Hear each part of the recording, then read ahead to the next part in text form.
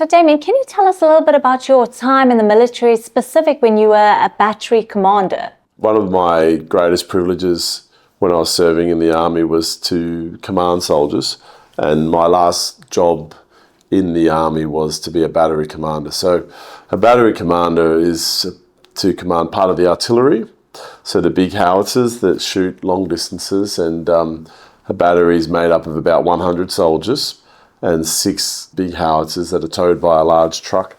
And then you have forward observers who go to the front line and call in the artillery onto the enemy and things like that. It was quite a challenge, and I remember when I first got told I was going to take command of this particular unit, it was actually the unit that I didn't want. And it was, in my opinion, up until that point, had been the battery that had not been the best battery. I actually had the opportunity to take some long service leave. So before I went on that posting, I took about 2 months long service leave, and I took a lot of time just thinking about how I was going to take command and what I was going to be like as the leader. And I think anyone who's got a leadership appointment in front of them should take some time to really think about what they're going to do. And one thing I knew up until that point was that a good battery commander could make or break a battery. And I'd obviously worked for some very good, some very bad. So I didn't want to be the bad one. I wanted to be a good one. And I took very seriously my role as well. At this point in time, the Australian Army was deploying troops into Afghanistan, real war, and I took very seriously my responsibility to prepare the soldiers that I had for them to be deployed should they be asked to do so. And I asked myself, what is my criteria for success? And the first rule that I made for myself was that no one would die or be very seriously injured under my command in training, ideally in war as well, but the enemy has a say in war, whether of that. And so I thought to myself, first of all, risk management, what can go wrong? I thought about things that happened in the past where things had gone wrong. The 3 things that were, one was being run over by a truck. That had actually happened in the army, particularly at night time when you're in the field and the trucks are driving around, and often you have another unit that's sort of already there and they're asleep. There's been occasions where that, so I was like, okay, we need to make sure that never happens. The other one was what in the artillery they call firing a mistake, which is when the howitzer is fired, which has a range of 15 kilometres, by the way. So the slightest error on the direction and elevation that is applied, so we make sure that's a no-fail criteria and no room for error. And then the other one was with rifles, an accidental discharge of a rifle shooting somebody. And so it was very hard about that. And then when I took over command of that unit in January of 2008, I'd already had prepared what I was going to say. And it was very unconventional, perhaps. And I remember I had the battery assembled. I go out the front, and my opening words were something like this. Some people say that when you take command of an organisation, you should let it run for 3 to 6 months, see how it operates before you make any changes. And I said, I am not one of those people.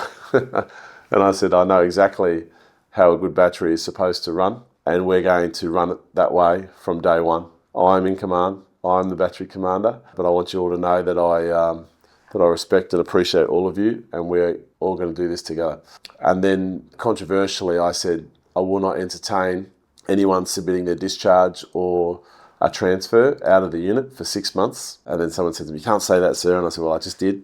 And I said, I will not entertain it. I will not support it. I said, I want you all to give me 6 months. After that 6 months, so on 1 July, I said, if anyone's still got any concerns and doesn't want to be here then I'll gladly sign your discharge, So I gave this opening speech, and then obviously there's a bit of apprehension about, okay, who is this guy and what's he doing? And then the first thing I did is I brought in a thing which I called BC Day, which is Battery Commanders Day. And on the first Monday of every month, we would do a theory test, followed by some practical testing. And I had designed this theory test, which I called the Essential Knowledge Test, and it was everything that everyone needed to know without reference to notes. So, I used to say that you could remember it in the middle of the night, in the pouring rain, on the corner of 4 maps in the field, where you're not allowed to pull out your torch, you can't pull out a notebook, it has to be in your head. And my criteria for this was anything relating to safety, anything relating to the core performance of our duty, which was to fire the artillery accurately and safely. And then also the morale and pride in the unit, which is a little bit of battery history. And it was a very proud battery that had a long history, you know. So I brought this test in, and it's a really great story, actually. First of all, there was massive opposition to me making people do this test. I had some of my senior soldiers saying, "Sir, you cannot make them do this." And I said, "Why not?" And I said, "What policy is there that says I can't?" And they said, "Well, they've already been assessed." And I said, "Well, Sergeant Major, if they've already been assessed, they should all pass the first time around." So anyway, this test was conducted, and 50% of the battery failed the test. And I did the test myself. I sat there in the middle, led by example, sat in the middle of the room, did the test as well. And interestingly enough, I did get one question wrong because it was off, the answer box was off to the side and I missed it. But as my own test, so a bit embarrassing. But I did the test myself, and half the battery failed. And at this point in time, it was cool to fail. People were joking about it. And then I said, right, everyone who failed, you will come back at 1600 hours, which was the knock-off time. You'll come back every day and retest until you pass. Not only that, your immediate supervisor will be there too.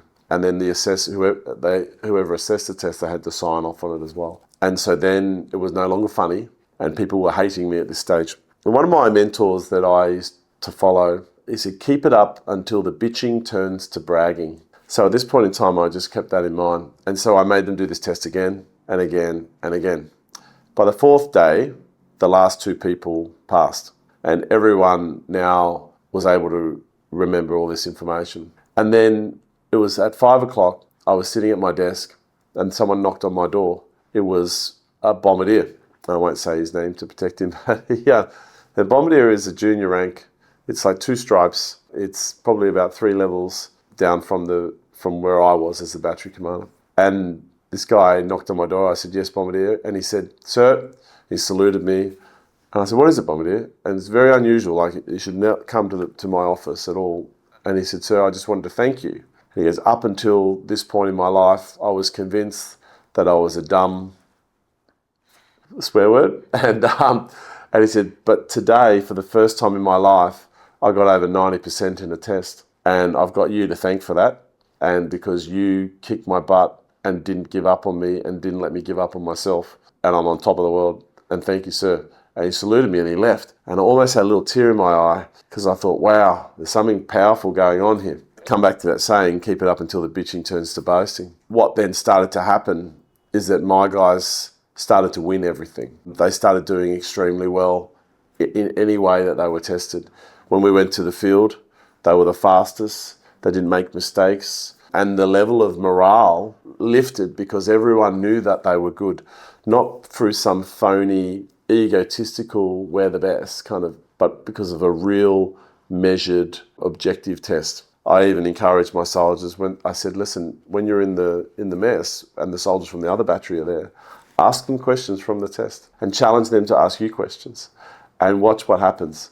And then there's the School of Artillery, and whenever there was a promotion course, every battery in the army would send some soldiers to be on that course. And if I sent anyone from my battery, they would be the top 3 students on the course. And so word started getting around and morale went through the roof. By 1 July, no one wanted to leave because we were the best. We were really good.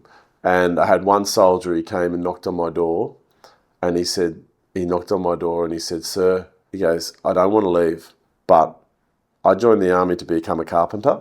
Army recruiting lied to me. They said I could come to artillery and do carpentry, just be here for a few years.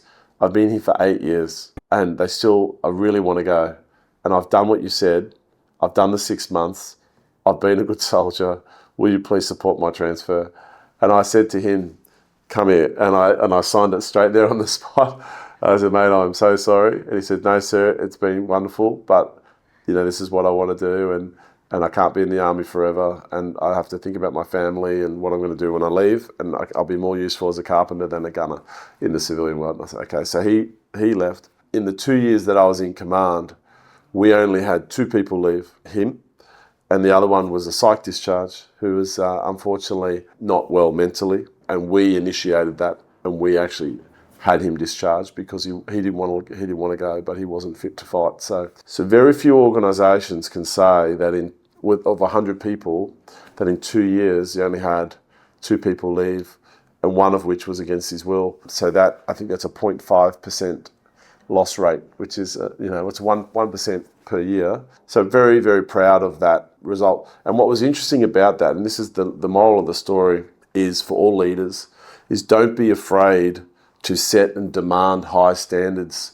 of your people, because they will hate you at first, but they'll respect you and appreciate you for it later when they win everything and when they're really good. Everyone wants to be on that winning sporting team. Everyone wants to be on the winning team. And when you see like a sporting team win the grand final and you see the players, they're all celebrating with the coach. They love the coach. They throw the ice bucket over the coach and they're all holding the coach up because they know without the coach, they couldn't have done it. And I'm sure if you go back to the start, there'll be lots of occasions where all of those players would have had run-ins with the coach, would have had, conflict with the coach, but the coach got them all there and was a hard taskmaster and got them there. And I think that's the one lesson that I would share about when you're in charge. Don't be afraid to be a hard taskmaster. Don't be afraid to set a high standard, but do it with the best intentions, right? And as I said, you're the leader. Your job is to get the mission done. What's the mission? Whatever it is your organisation does, whether it makes paper clips or whether it's an artillery unit in the army, whatever it does, make sure it does it well to the best possible standard.